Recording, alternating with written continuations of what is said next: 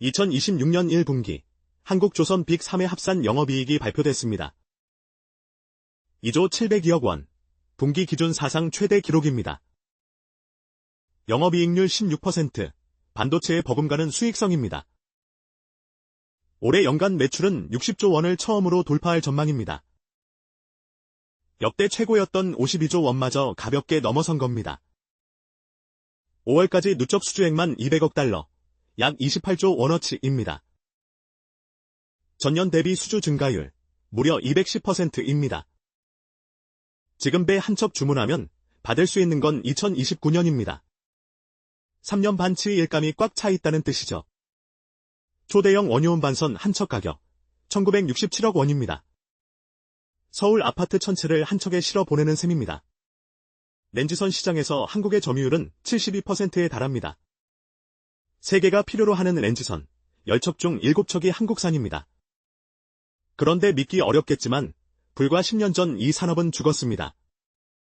2016년 중형조선소 28곳 중 21곳이 사라졌습니다.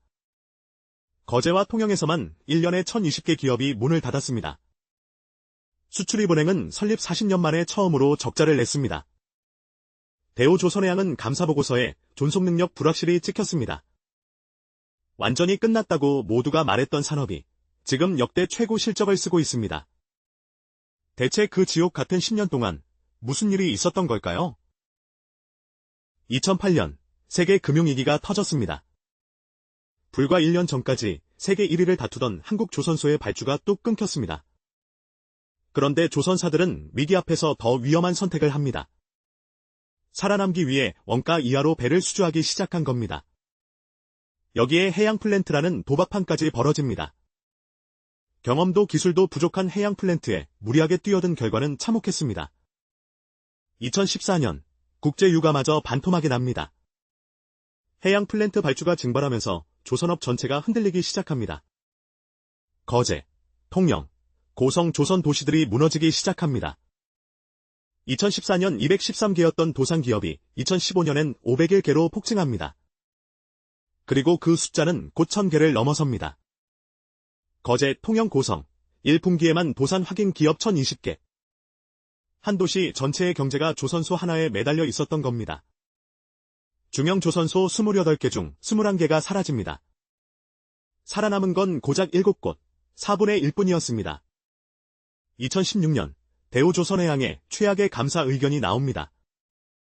존속 능력 불확실, 회사가 망할 수도 있다는 뜻이었습니다. 수출입은행도 설립 40년 만에 처음으로 적자를 기록합니다. 조선업에 돈을 빌려준 국책은행마저 쓰러진 겁니다. 왜 이 지경까지 왔을까요? 저가 수주, 해양 플랜트 과욕, 유가 급락 3개의 독이 겹친 결과였습니다. 그리고 여기서부터 10년짜리 수술이 시작됩니다. 총 손실 4조 원, 피를 흘리며 깎아낸 구조조정이었습니다. 인력 감축, 자산 매각, 사업부 통폐합이 이어졌습니다. 떠나는 동료를 배웅하는 것이 일상이 된 시절이었습니다. 하지만 남은 사람들은 이를 악물고 한 가지를 바꿉니다.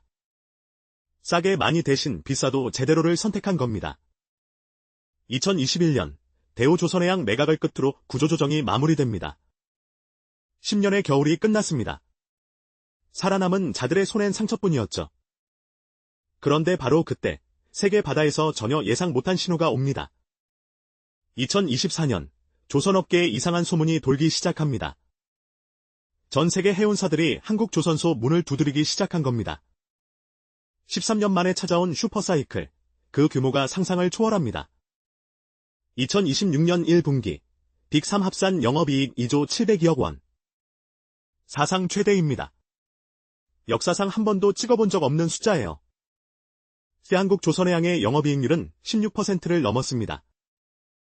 조선업에서 16%면 반도체 호황기 수준의 마진입니다.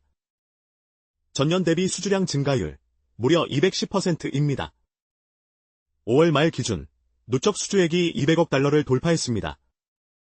한국 돈으로 환산하면 약 28조 원, 반년 만에요. 연간 매출 60조 원 돌파가 확실시됩니다. 역대 최고였던 2010년대 초 52조 원을 가볍게 넘는 수치죠. 그런데 도대체 왜 갑자기 이렇게 된 걸까요?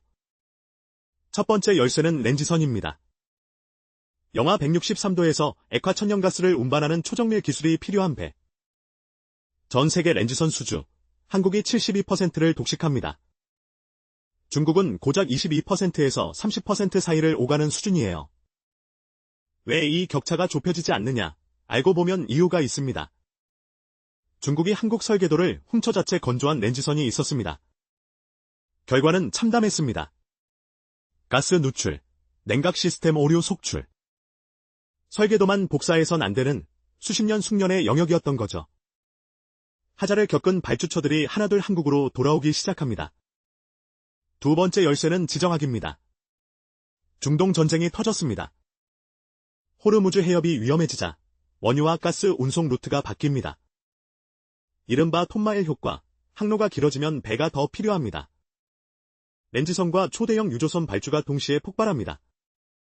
초대형 원유 운반선 한 척 가격 1967억 원입니다. 서울 63빌딩 두 채 값을 한 척에 받는 셈이에요. 세 번째 열쇠, 과거의 고통이 만든 전략 전환입니다. 구조조정 시절 배운 교훈, 싸게 받으면 죽는다. 한국조선소는 저가 수주를 거부하고 선별 수주로 돌아섰습니다. 비싼 배만 골라 짓겠다. 이 결단이 마진을 폭발시킵니다. 지금 한국조선소엔 3.5년치 일감이 쌓여 있습니다. 2028년까지 인도 물량은 이미 마감됐습니다. 지금 발주하면 2029년 슬롯을 두고 경쟁해야 합니다. 다올투자증권은 전망합니다. 2033년까지 이 사이클은 계속된다고. 거제, 통영, 고성, 도산 기업이 넘쳐나던 그 도시들. 지금은 대한민국 제조업 활황의 심장이 됐습니다. 하지만 수치가 화려할수록 한 가지 의문이 남습니다. 물량 기준으로 중국이 68%, 한국은 21%. 이 숫자의 진실은? 슈퍼사이클이 단순히 배를 많이 파는 것이었다면 이야기는 여기서 끝났을 겁니다. 하지만 K조선이 진짜 무서운 건 배 말고도 팔 게 넘쳐난다는 겁니다. 첫 번째 새 성장주, 바로 방위산업입니다. 하나오션이 노리는 캐나다 차세대 잠수함 프로젝트, 규모가 12척에 60조 원입니다. 60조 원이면 대한민국 1년 국방 예산의 절반이 넘는 금액입니다. 잠수함 한 척이 아니라 12척을 통째로 수주하는 전쟁이 벌어지고 있습니다. 그런데 왜 캐나다가 한국을 부를까요? 답은 KDDX에 있습니다. 한국형 차세대 구축함 KDDX의 설계 역량이 수출형 군함의 레퍼런스가 된 겁니다. 두 번째 성장축은 더 파격적입니다. 미국 본토 진출입니다. 하나오션이 필라델피아 조선소를 약 1억 달러에 인수했습니다. 단순 인수가 아닙니다. 한미 조선협력 프로젝트 마스크의 핵심 거점이 됩니다. 매스계가 뭐냐고요? 미 해군 함정의 정비 수리 개조, 즉 마로 시장을 여는 열쇠입니다. 미국 해군 함정 수백 척의 정비 물량이 자국 조선소만으론 감당이 안 됩니다. 미국 조선 인력은 30년간 절반 이하로 줄었고 숙련공 부족이 심각합니다. 그 빈자리를 한국 기술력이 채우겠다는 전략, 이건 상상이 아니라 이미 실행 중입니다. 충격적인 건 이게 단순 용역이 아니라 동맹국 전략자산으로 격상됐다는 점입니다. 세 번째 성장축, 친환경 선박 전환이 본격화됩니다. 국제해사기구 이모의 탄소 규제가 2027년부터 대폭 강화됩니다. 이 말은 곧 전 세계 노후 선박들이 강제로 교체되어야 한다는 뜻입니다.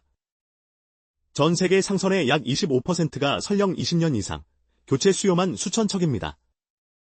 그리고 친환경 이중연료 엔진은 한국 조선소만이 양산 가능한 기술입니다. 렌즈 이중연료, 메탄올, 암모니아까지 연료 다변화의 모든 길이 한국을 지나갑니다. 네 번째 성장축은 아예 바다를 넘어선 영역입니다. 해상풍력 설치선입니다. 해상풍력 터빈을 설치할 특수선박, 전 세계에 몇 척 없습니다. 이 특수선 한 척의 단가가 일반 벌크선의 10배가 넘습니다. 결국 K조선의 새 성장축은 4개입니다. 방산, 미국 M&O, 친환경, 특수선. 이 네 축이 동시에 작동하는 건 한국조선 역사상 처음입니다. 렌지선 하나에 의존하던 과거와는 구조 자체가 다릅니다. 하지만 이 모든 성장축이 제대로 돌아가려면 한 가지가 반드시 필요합니다. 바로 사람입니다. 그런데 지금 그 사람이 가장 위험합니다. 화려한 수치 뒤에는 아무도 말하지 않는 그림자가 있습니다. 2026년 1월부터 5월까지 전 세계 선박 수주의 68%는 중국이 가져갔습니다. 한국의 점유율은 21%. 물량만 보면 압도적 열세입니다. 물론 한국은 고부가가치선에서 여전히 세계 1위입니다. 그런데 왜 이것만으로는 안심할 수 없을까요? 중국 조선소 후동중화가 한국 기술 수준에 근접하고 있기 때문입니다. 나머지 중국 조선소는 아직 격차가 크지만 단 하나만으로도 위협은 충분합니다. 충격적인 건 중국이 한국 렌지선 설계도를 탈취한 정황이 드러났다는 겁니다. 하지만 훔친 설계도로 만든 렌지선에서 가스 누출 사고가 터졌습니다. 냉각 시스템 오류, 탱크 결함. 하자가 잇따르며 발주처가 한국으로 복구했습니다. 다행이라고요? 알고 보면 이건 오히려 더 무서운 신호입니다.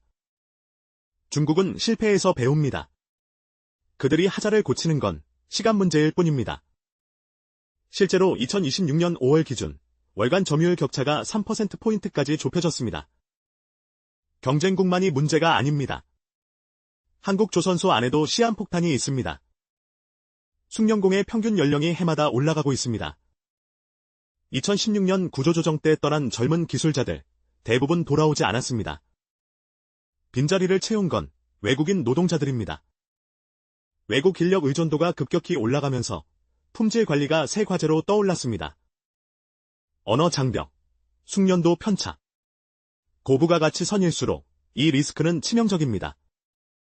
믿기 어렵겠지만 지정학 리스크는 양날의 검입니다. 중동 전쟁이 발주를 늘렸지만 동시에 인도 일정을 위협하고 있습니다. 카타르 렌즈 시설이 피격되면 전 세계 렌즈 공급망이 흔들립니다. 공급망이 흔들리면 발주는 멈추고 기존 계약의 납기도 꼬이기 시작합니다. 3.5년치 일감이 쌓여 있다는 건 반대로 유연성이 없다는 뜻이기도 합니다. 갑작스러운 환율 변동이나 원자재 가격 급등이 오면 수익성은 순식간에 무너집니다. 2010년대 초 저가 수주로 물량을 채운 뒤 무슨 일이 벌어졌는지 기억하시죠? 지금은 선별 수주 전략이 작동하고 있지만 호황이 끝나면 유혹은 다시 옵니다. 수주 잔량 200억 달러가 안전판이 아니라 관리해야 할 리스크가 된 겁니다. 화려한 실적 뒤에 숨은 균열들. 이걸 아는 한국 조선업은 이미 다음 수를 두고 있습니다. 미국 해군 정비, 캐나다 잠수함 60조 원, 그 다음 수가 뭔지 지금부터 보여드립니다. 자, 이제 가장 중요한 질문을 던질 시간입니다. 이 호황이 대체 언제까지 계속될 수 있을까요? 다올투자증권은 2026년부터 2033년을 슈퍼사이클 이막으로 봅니다. 무려 7년짜리 장기 호황, 역대급 전망인 셈이죠. 하지만 2008년에도 사람들은 똑같은 말을 했습니다. 그때도 영원할 것 같았던 호황은 하루아침에 무너졌죠. 그래서 진짜 질문은 이겁니다. 이번엔 뭐가 다를까? 첫째, 과거엔 닥치는 대로 수주했습니다. 지금은 수익성 안 나오는 선박은 아예 안 받습니다.